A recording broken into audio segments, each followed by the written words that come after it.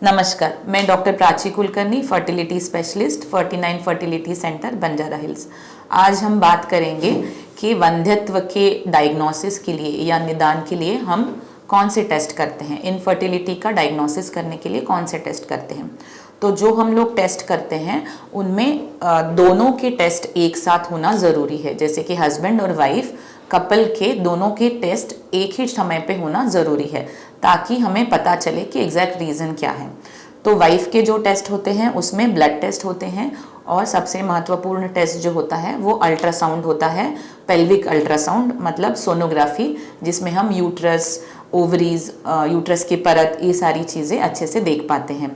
तो वाइफ के जो ब्लड टेस्ट होते हैं उसमें हम लोग क्या क्या टेस्ट करते हैं। कुछ हॉर्मोन्स के टेस्ट होते हैं, कुछ जनरल हेल्थ रिलेटेड टेस्ट होते हैं, कुछ इन्फेक्शंस रूल आउट करने के लिए टेस्ट होते हैं। क्या टेस्ट होते हैं? मोस्टली हीमोग्लोबिन, सीबीपी, आपके इन्फेक्शन स्क्रीन के लिए viral markers, HIV, HbSAg, HCV, VDRL, और आपकी शुगर की टेस्ट होती है, आपकी थायराइड, प्रोलैक्टिन हार्मोन की लेवल की टेस्ट होती है।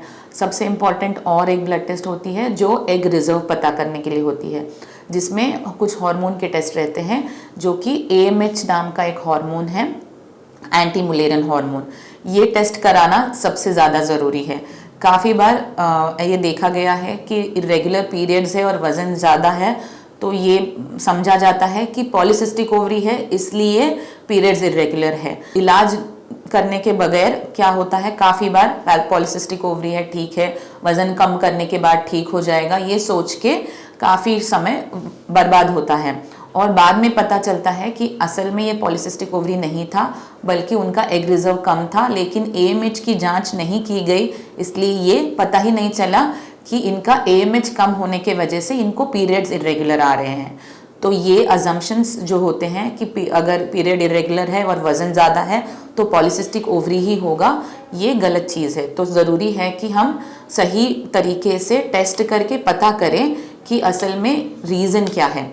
तो ब्लड टेस्ट में AMH बहुत इंपॉर्टेंट है एग रिजर्व के बारे में पता करने के लिए। फिर कोई कोई टेस्ट होते हैं जो पीरियड डे स्पेसिफिक होते हैं, मतलब आपको पीरियड के सेकेंड या थर्ड डे ही कराने होते हैं, जैसे कि FSH हार्मोन, LH हार्मोन, कभी कभी हम लोग एस्ट्रोजन के लेवल्स चेक करते हैं।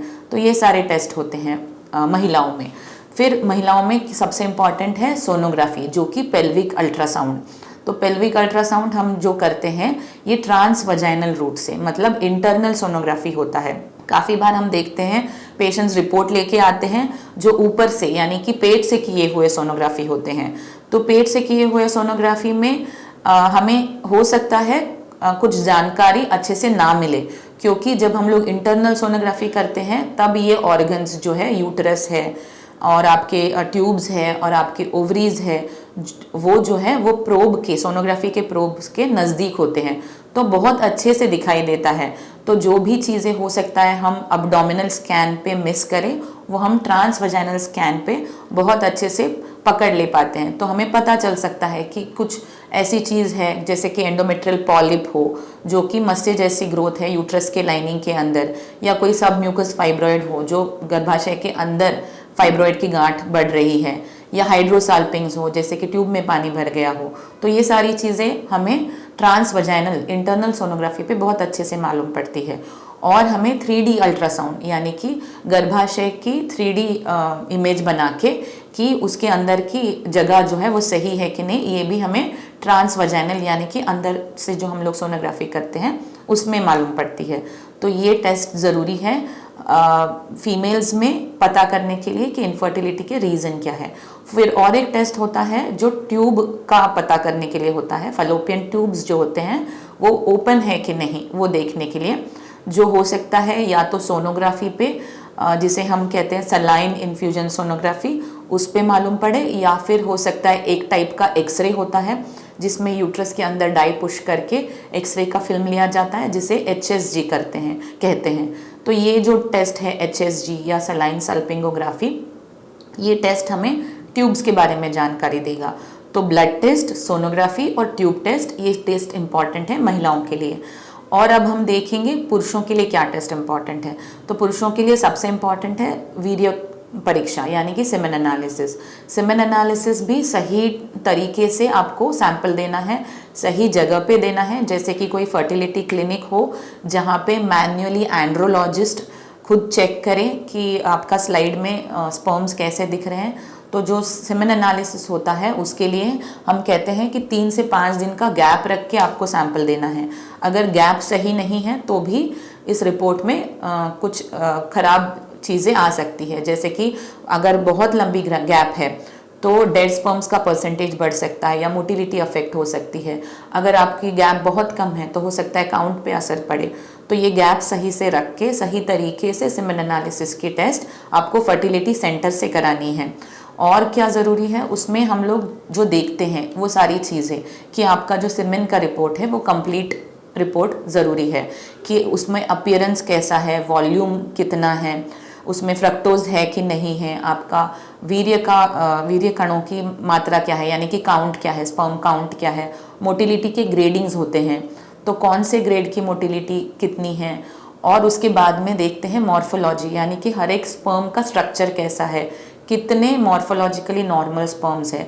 फिर और कुछ चीज़ें जैसे कि अग्लूटिनेशन, पस सेल्स, कुछ बैक्टीरिया, ये सारी चीज़ें दिखती है कि नहीं।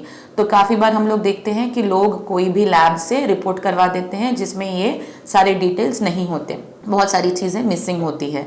तो ज़रूरी है कि अच्छे फर्टिलिटी सेंटर से आप आपका सेमेन एनालिसिस कराइए।